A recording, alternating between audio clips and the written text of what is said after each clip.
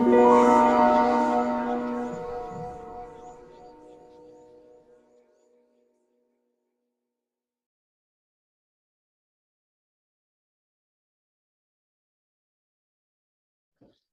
thank you so much for the invitation and to the bravest for staying for the third talk. So this talk is based on two papers. They actually have the same content. It's just that it's customary in physics sometimes, since physicists write very long papers, so to provide the letter, which is a short condensed version of it. So the main paper is the first one, and then the second one is the letter. And it's a collaboration together with Sebastian Mizera, thank you, which is a physicist at the IIS in Princeton, and Simon Tellen, who's a group leader at the Max Planck Institute for Mathematics in the Sciences in Leipzig. Okay. So the object of study are generalized Euler integrals. These are integrals of this. They were introduced by GKZ, standing for Gelfand, Kapranov, and Zelewinski. And they're integrals of this type. So let's introduce the notation that appears in the integral. So alpha here is a tuple of n variables on the torus. So this is C minus the origin and many copies of it. And so f a alpha z, it's a polynomial in the alpha variables where we're not fixing coefficients of the polynomial. So we look at it as functions of the coefficient z as well. And I'm using multi-index notation, so alpha to the mi in general is really alpha 1 to the mi1 and so on. And to such a polynomial, we can associate a matrix, which is the matrix whose columns are given by the exponent of each monomial. So I really put them as column of the matrix, and then for technical reasons, I append a row of 1 to this matrix A. So this gives us a matrix with integer coefficients, since here I also allow negative exponents for the alpha. And so this is the f polynomial appearing in the integral, and f and alpha also comes with exponents, and these exponents are complex numbers. So the integral is expanded here, and this is the just canonical form on the torus. And now for the integral to make sense, since mu and nu are complex exponents, so they give a multi-valued function. So in order for the integral to make sense, I want gamma to be a twisted cycle. I'll say that what that means in a second. So this is a cycle on xz, which is the variety given by the alpha points such that the polynomial f is non-zero. So this is the complement in C star to the n of the vanishing locus of the polynomial f. So varieties are usually defined by zeros of polynomials. So as defined here, this is actually the complement, but this is a very affine variety, which means that it can embed it in a higher dimensional torus as a closed set. And so what is a twisted cycle? So in order for this integral to make sense, I want always to choose, together with the cycle, also a choice of a branch of my multi-valued function. And this is a technology given by the twisted de Rham cohomology, which is really like a version of the de Rham cohomology just for multi-valued functions. And so yeah, these are generalized Euler integrals. And if you want a like very kind of friendly basic introduction to them, I suggest this recent note by Matsubara, Sebastian, and Simon. Okay, so the motivation to study generalized Euler integrals comes from physics. And this is the a field of particle physics called scattering amplitudes.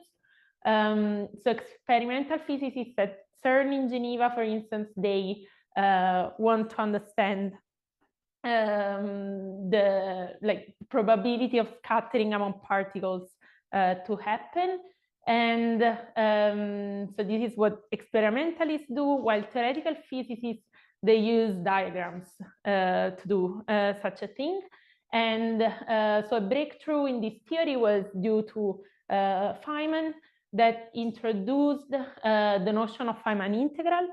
And so the idea is that the diagrams, they represent possibility of scattering among a fixed number of particles, and you want to sum over all possible diagrams.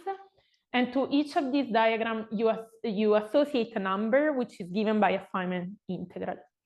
And so this function at the end is a function of different parameters of the particles you're scattering, and then the modulus squared of this function will give a probability density function measuring the probability of some scattering to happen. And so, however, these integrals are hard to study. So they represent complex numbers, but they're not well defined.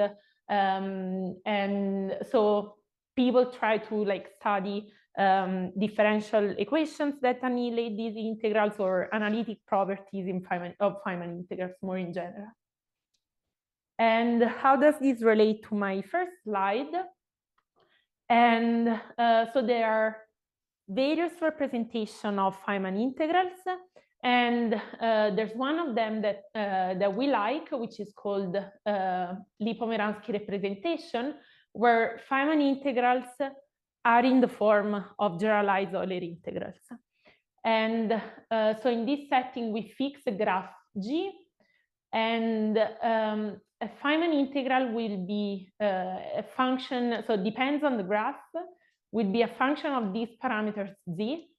And now the polynomial FA that I had on my previous slide is replaced by the sum of two polynomials which are defined starting from the graph. So there are different definitions, but some of them are really very combinatorial definitions. For instance, U is the sum over spanning trees of your graph of certain variables. And so I will denote by G, the sum of the two polynomials. And that's so this is this integral up to a normalizing factor. So that's the notation. And so one key difference with the integral I had on the previous slide is that U and F are homogeneous polynomials in the alpha with coefficients restricted to lie in a linear subspace of C to the S. So in the setting of generalized Euler integral, the coefficients of F could vary in the whole C to the S, while now the physics constraint give them to a restriction to lie in a linear subspace that I will call kinematic space. So that would be a representation for the Minkowski version of it?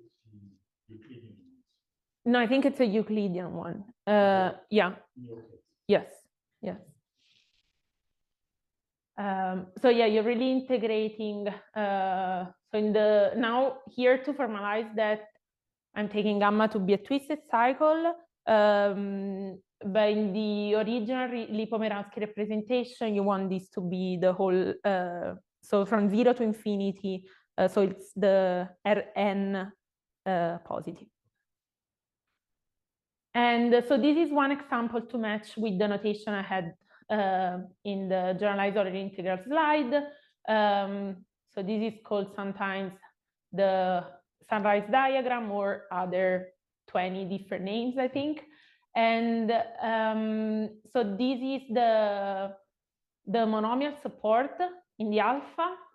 So the U part is usually a polynomial of degree the number of loops, and then the f part is a homogeneous polynomial of degree the number of loops plus 1.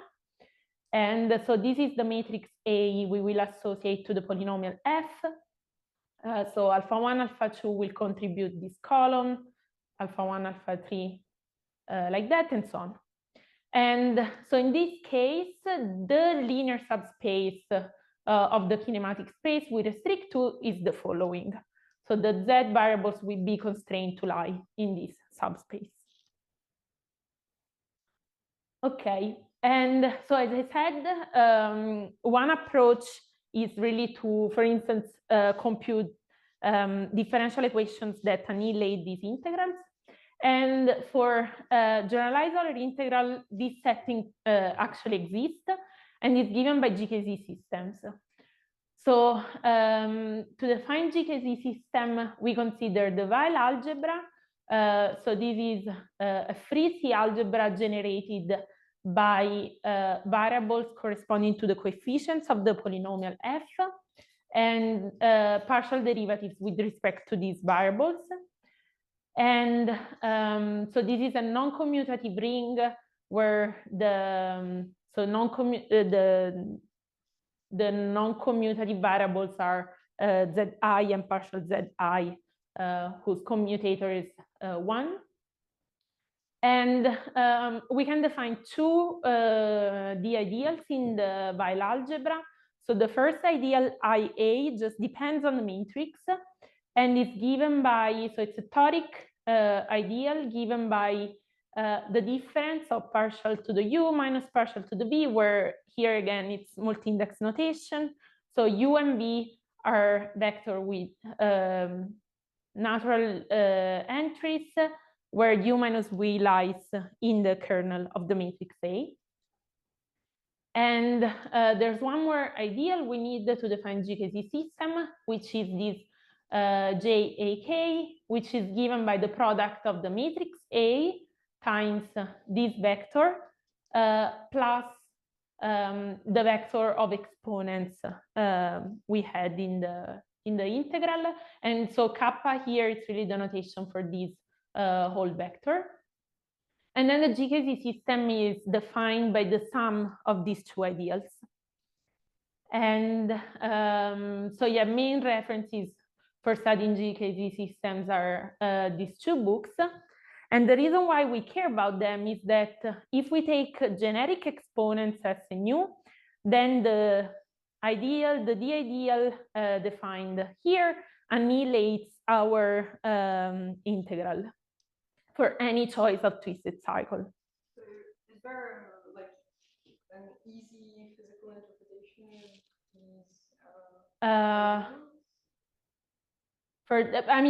these okay. So the point will be of the talk will be really how then you restrict these to the integral, and then I mean, physicists, they care about computing the differential equations, but annihilating them. I think, for instance, one interpretation is that from the differential equation, you could read the singular locus or vice versa. So I think the final goal would be to evaluate the integral as in terms of known functions, like beta functions or f1 to f1. So it's like more computational tool rather than like a fundamental. I think so. Yes. Yeah. I think it's more to understand the integral. Yeah. Yeah. I don't know if there is a precise meaning in the differential equation. Yeah. Not entirely sure. And so GKZ systems were exploited by physicists already in works by De la Cruz and Chesnoff and collaborators. And so one natural question, once you know that the GKZ systems have solutions given by this generalized Euler integral, is to wonder, is to ask what is the dimension of the solution space to a GKZ system. And the answer is given by this theorem by Koshiko-Valeskaya and Kashiwara, and also GKZ, that tell us that under genericity assumption, the number of linear independent solutions to a GKZ system is counted by the absolute value of the Euler characteristic of the variety defined by our polynomial f. And again, in this genericity assumption, this number also agrees with the normalized volume of the polytope defined by the matrix A. So you can take the columns of the matrix A, this will define a set of points, and then you take the convex solve. And so yes, you can actually count the dimension of the solution space to a GKZ system. And in these references, so these two works mainly relate these results to the physics. In this work, we basically study this number in different settings. So there are different vector spaces that you can define that have that dimension. And so genericity assumptions are often left under the rug in algebraic geometry talks, but in this talk, that's actually the point. And that is because in physics, you're almost never generic. So this, might be quite unuseful. And so for instance, so in physics, counting these solutions give you the number of master integrals, which is a preferred basis of integrals, which give you a basis to the solution space. And okay, so in this work, so in this 9-author paper from 2012, they studied precisely where these two numbers do not agree any longer. And so this tells us that the Euler characteristic and the volume agree if and only if you lie outside what is called the principal A determinant. So this is a polynomial in the Z coefficients, and whenever you make a choice such that you're outside this locus, then you have the equality. And so this is called the principal A determinant, and I will define these in the following slides. And moreover, whenever you actually lie inside the principal A determinant, the Euler characteristic will be smaller than the volume. And okay, so as I said, this is precisely what happens in physics. And so this is a set of diagrams that were studied by Simon and Sebastian in a previous work. And now the table shows the two numbers, so Euler characteristic and volume for this set of diagrams. And so the different columns represent different choices of kinematic spaces. So they can be like different constraints on the coefficients of the Feynman integral. So for instance, these are so choices you can do for the masses. So for instance, particles having external masses being 0 defines subspaces. And so as you can see, the two numbers never agree except for these blue cases, and we will focus on those as well. And yeah, elsewhere you always have smaller Euler characteristic. Here is more diagrams, which are the ones that we focused on in this work. And in these cases, you never agree. And yeah, that's it. So they represent, again, different choices of kinematic spaces. So different colors represent different masses. But just to say that there is like many constraints that physicists are interested in, so many subspaces. And so one nice thing about the Euler characteristic equality is that that's a number you can actually compute. You might imagine that like the volume is something one can compute, but also the Euler characteristic can be computed. And this is thanks to this theorem by Juniha that tell us that the signed Euler characteristic equals the number of critical points of what is called the log likelihood function So this is a function that comes from statistics that is defined in this way. And so this is a logarithmic function. And then, so when you count critical points, you take derivatives. And so you actually want to solve a system of rational functions. And so our way to do that was to use, is in general to use this Julia package called homotopy continuation.jl. So you want to solve these critical point equations for generic choices of parameters here. And so one question then one can ask about these integrals, and for which GKT systems come in help, is also where do these solutions, so these integrals, develop singularities. And one answer, so one answer in this direction is given by a discriminants. So they're defined in the following way. So we take the set of coefficients Z for which there exists a solution, a common solution to the polynomial f and to its partials with respect to the alpha variables. And so in general, this is not a closed variety. So the A discriminant variety is given by its closure. And so this variety records the values of Z for which the variety we're interested in is singular. And so these are examples.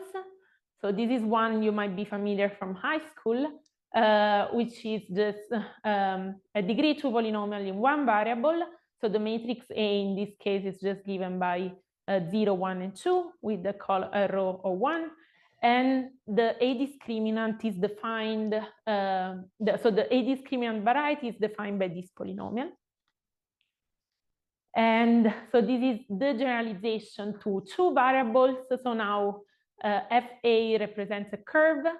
And now you want to know for which values of Z this curve develops singularities. And the answer is given by the determinant of this matrix given by its coefficients.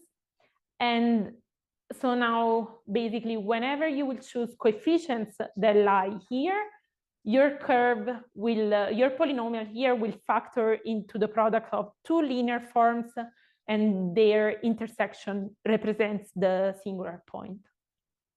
And so this is just a representation of this polynomial. And so one way to compute them is to consider the incidence variety given by variables and coefficients such that the polynomial and its partials have common solution. And then you project two coefficients space, consider its closure, and this will be defined by one polynomial. And this polynomial is what we call the A discriminant. So using tools from elimination theory, one can actually compute it. Excuse me. Yeah. You're taking the closure, but in the previous example, it was an algebraic variety. It was closed. But you say in general you have to take. Yes. Closure. Okay. Yes. So in general, it might not be. Exactly. Yeah. And so if we want to apply this technology to the integrals coming from physics, the problem is that computing a discriminant and then specializing to parameter space is different than specializing to parameter space and then computing a discriminant. So this would be like the easy operation to do, but what happens is that you might compute your A discriminant in terms of these Z coefficients, and then when you plug in the coefficients coming from physics, this polynomial would just vanish, and you would lose all the information about the singularities. So the thing you want to do is to specialize to start from your honest Feynman integral and then try to compute its A discriminant. And this is what Simon and Sebastian did in a previous work. called Landau discriminant, where they precisely, so they defined an algorithm in Julia, they provided an algorithm in Julia that could compute the A discriminant for the Feynman integrals. And now in our work, we try to generalize this, so I will not enter in the like specific of what they did because it will come later. So as we saw before, the principal determinant was the object which is representing the singular locus of the GKT system, and now we will define it. So we denote by P the convex hull of the matrix A, and so the polynomial, the principal A determinant is a polynomial in the Z variables, which is defined in the following way. So we take the product over all phases of the polynomial P. So restricting to one phase, sorry, of the polytope P. So restricting to one phase means that we restrict to a set of columns in the matrix A, which are just the columns corresponding to vertices that survive in this phase. And now for each of these submatrix, we can compute the A discriminant. So the A determinant, principal A determinant is a product of A discriminant. And so these, they also come with the natural exponent, but we're really interested just in the vanishing locus of this, so we'll not worry about the multiplicities in the definition. So to go back to the example we saw before, now together with the degree 2 factor corresponding to the full phase that we had before, now we will also get contributions coming from the vertices of these of the polygon associated to the matrix A.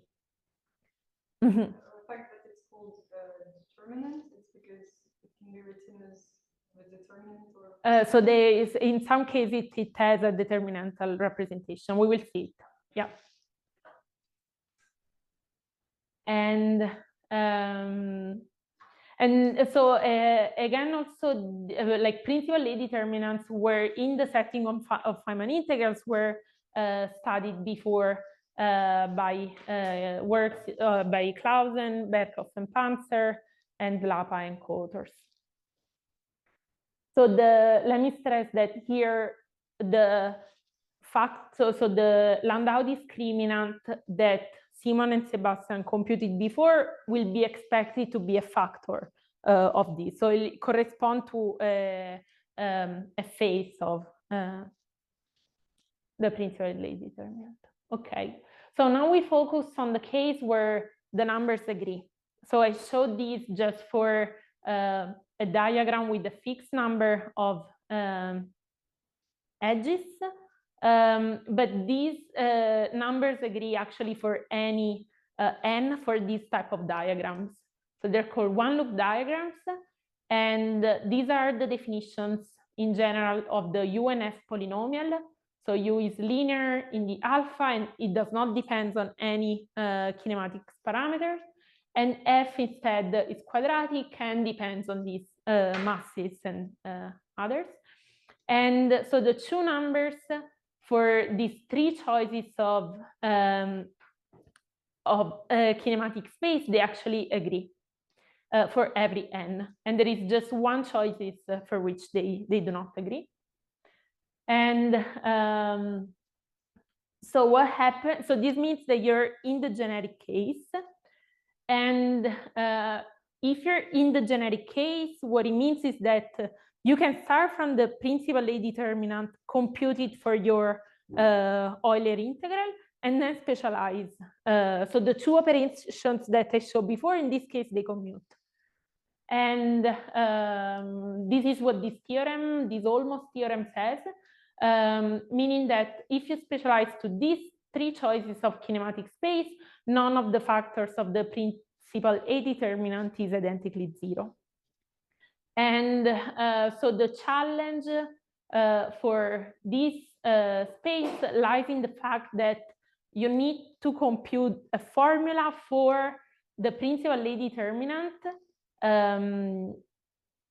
for the polytope associated to each polynomial. And basically the polytope, the combinatorics of the polytope, in this case, it's more complicated, so we couldn't come up with a formula. So here is one example. So this is the example just for the diagram with 3 edges. And so in this case, it's precisely the determinantal representation that you were asking about. And that happens whenever you have quadratic polynomials. And so in that case, so in this case, the general integral, the polynomial in terms of z is represented by such matrix product. And then the formula for the principal A determinant is given as follows. So you just take all non-vanishing principal minors. And this is the matrix when you specialize to a choice of coefficients. And you can just now restrict to these choices. And so this will be precisely the specialized principal A determinant in this case.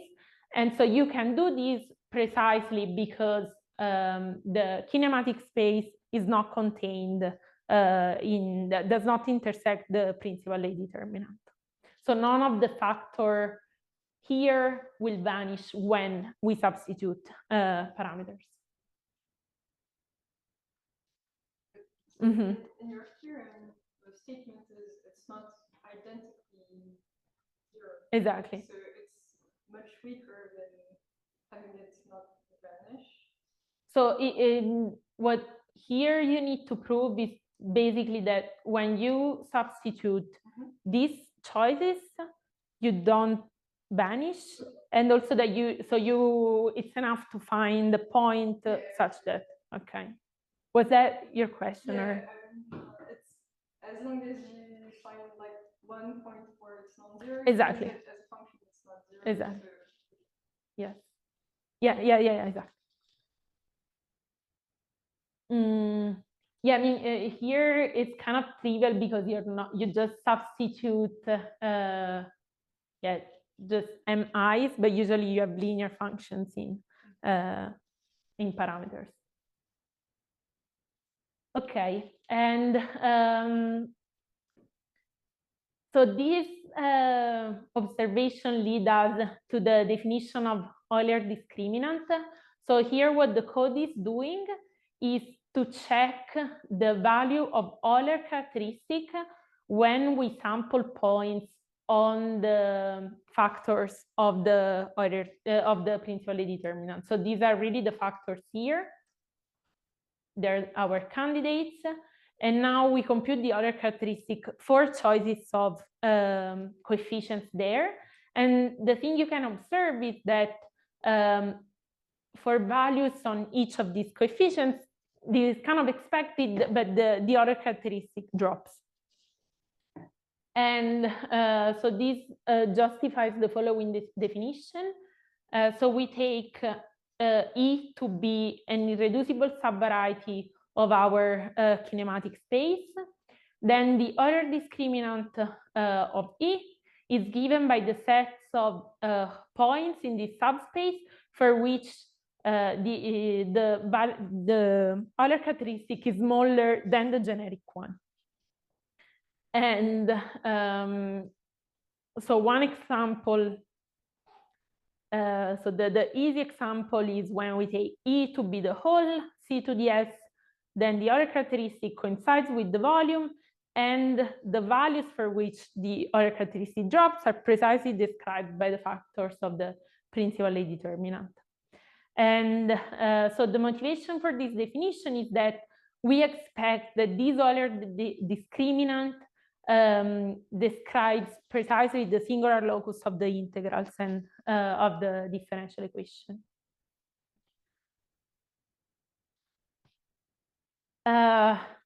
So, okay, this is nice. However, this is not easy to compute as it is defined.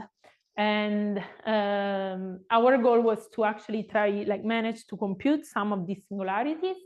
And this led us to this definition of principal Landau determinant. So the name Landau comes from Landau analysis in physics, which is precisely the study of singularities of Feynman integrals. And so here we really mean like the specialization of the principal A determinant to these Feynman integrals. And so this is kind of the technical painful slide, but there's no much way to make it less painful.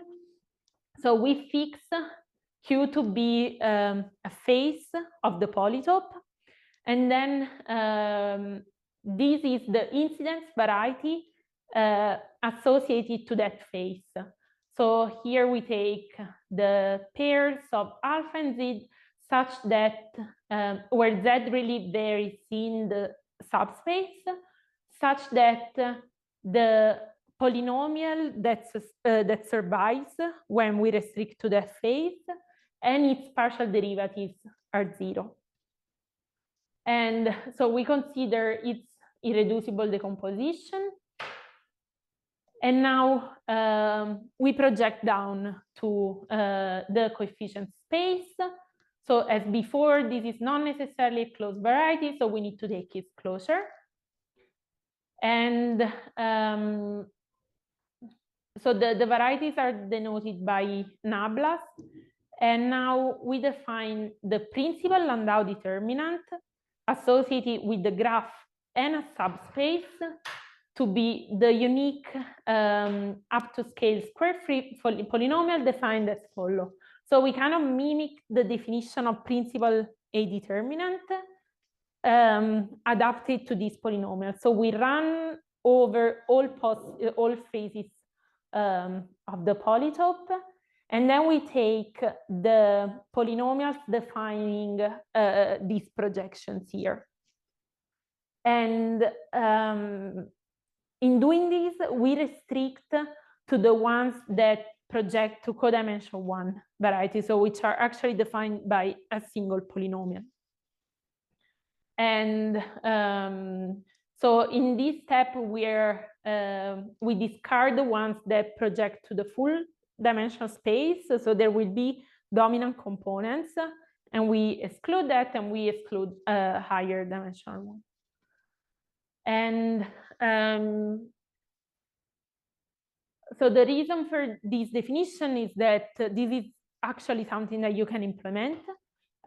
So we gave a symbolic and numeric algorithm in Julia, which is called pld.jl, and it's available on Mathrepo, which is a repository hosted by the Max Planck Institute in Leipzig. And so this is one example of how the code looks like. So you provide your set of edges and nodes of the diagram, and then get PLD will give you all the factors of the principal A determinant. And there are options you can add to choose your kinematic space. And so the symbolic method is based on primary decomposition and elimination, which are functions that were built in Oscar, which is again a Julia package. And then the symbolic method, it's something that Simon and Sebastian already implemented in their previous work, and now we extend to run over all phases of the polytope. And so maybe I won't go through all the steps of the numeric algorithm, but this picture should help to get confident with the definition of principal Landau determinant. So this is just like a cartoon for how all the possibilities that one could have when you consider this incidence variety. And so this is the yi are the different components in this irreducible decomposition.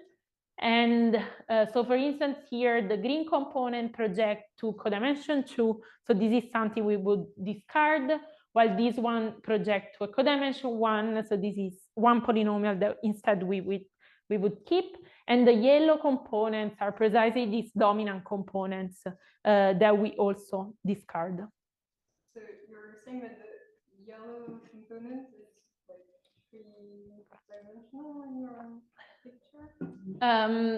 So yes, so this is three-dimensional, but it projects to 2 dimensions. So here the basis would be, so this is really the picture for something in C2 times C3, sorry, times C. So your coefficients lies here. And then you project, well, okay, this is a real picture. So these are actually, okay. R, and then you project to R2.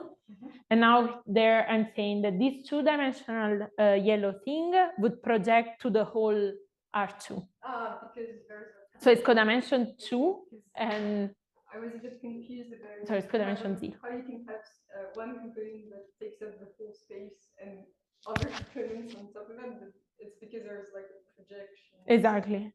Yes. So that's the picture for this incidence variety, and then you project down to the coefficient space. And here you really want to restrict just to the ones that project to codimension 1. And so you were saying that this case is easier to compute than both like the full dimension, like the full space one and the higher dimensional. So I mean, so we discard them, and so the yellow ones actually. So the reason why we discard them is that so these points actually correspond to choices of coefficients for which you actually have a singularity. So projections should correspond to points for which the Euler characteristic drops. However, we expect that these singularities might arise from other phases. So they might arise as codimension 1 singularities coming from other phases. But also, I'll show you that whatever is defined from by the principal, okay, maybe I'll go there. Okay, I'll get to that, but the principal Landau determinant computes a subvariety of the Euler discriminant. So with this procedure, you actually miss some choices of coefficients for which the Euler characteristic drops. And that's also related to discarding this component. Did I skip a slide? No, okay. So so we provided the database of our computation of all on all this big set of diagrams, and for each diagram, for instance, you have access to the polynomials and to the various components, and we check that the Euler characteristic on each of these components actually drops.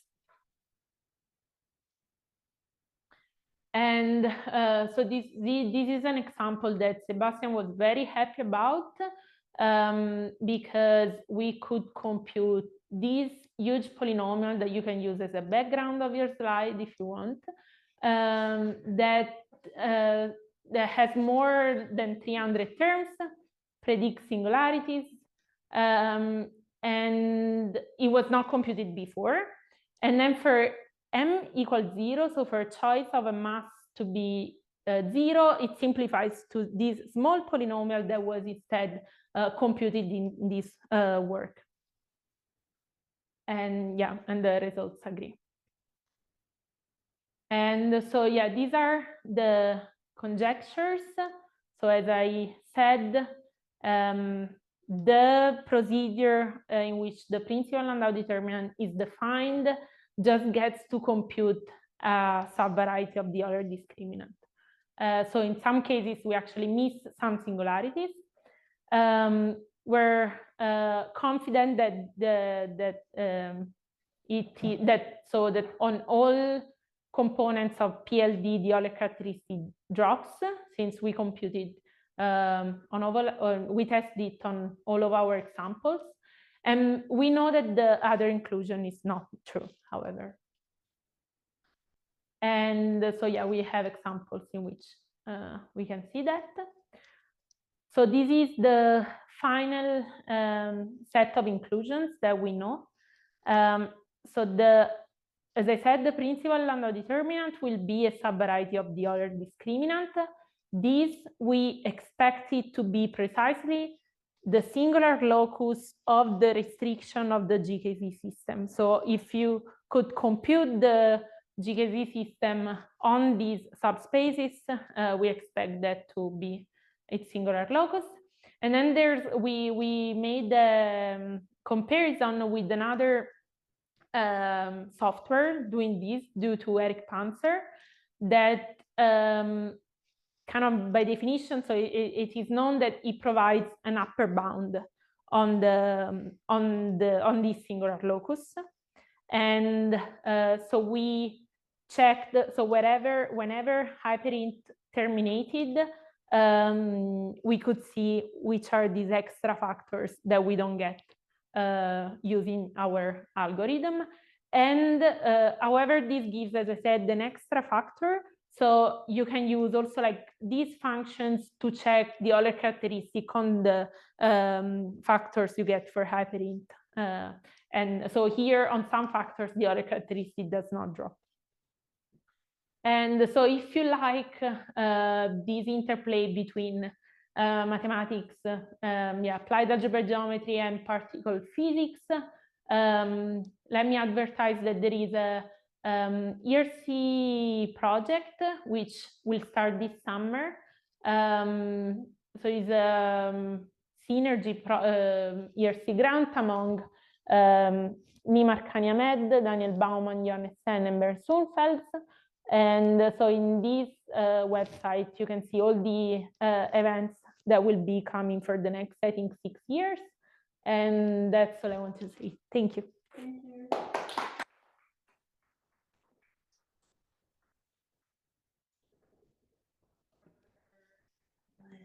Question? I have a few.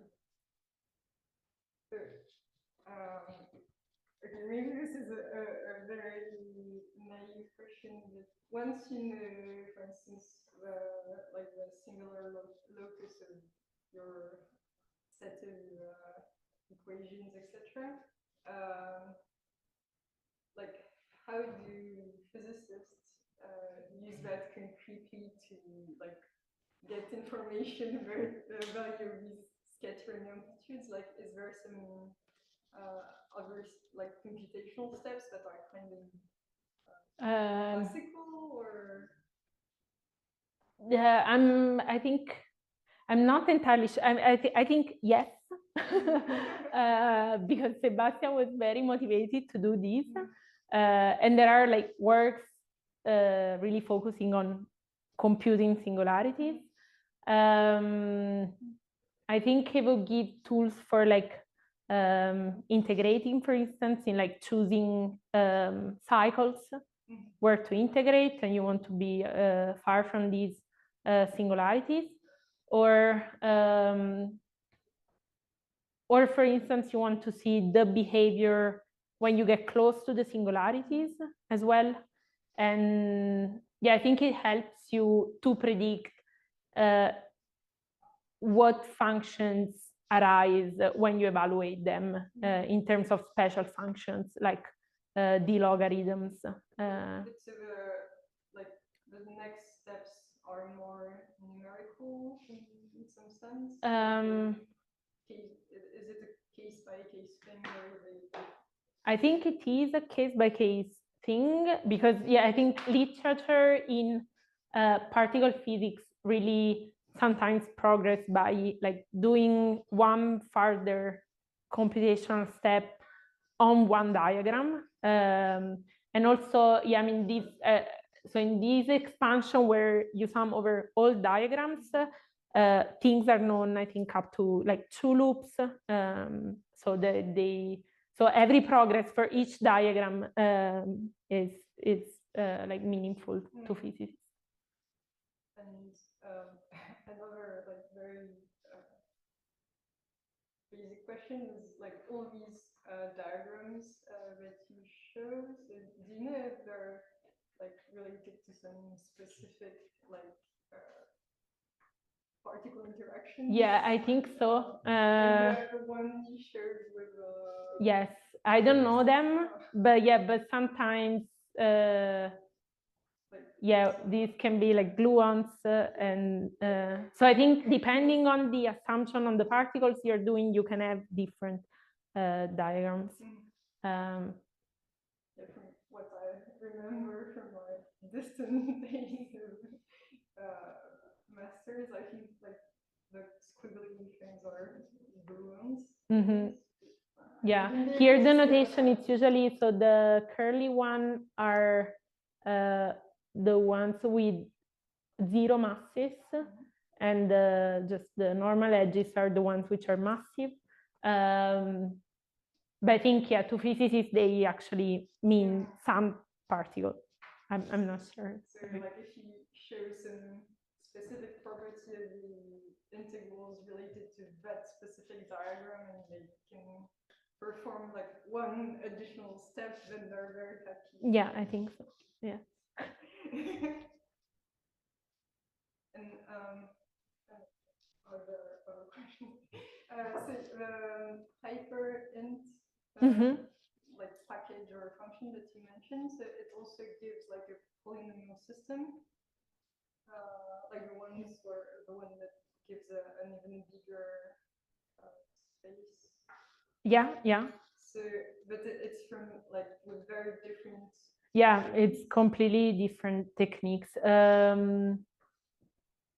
Yeah, so it's a so hyperint, it's meant to evaluate these integrals in terms of, so to give expressions for some integrals in terms of d-logs and polylogarithms.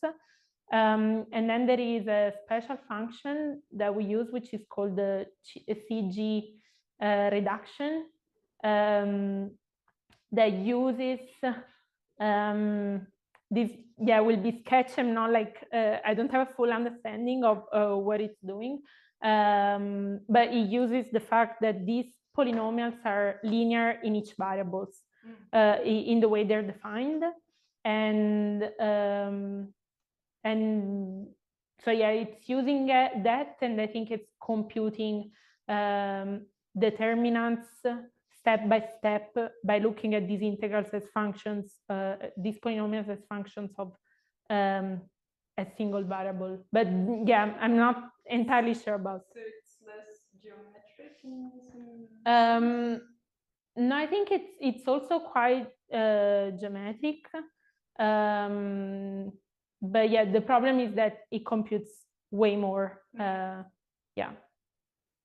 Yeah, so computationally, I think it, so in our database, it terminates on something like half of the examples that we had. Yeah.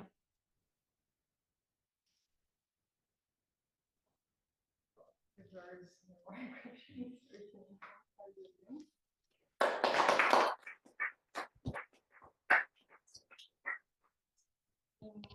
So, yeah, this concludes today's event.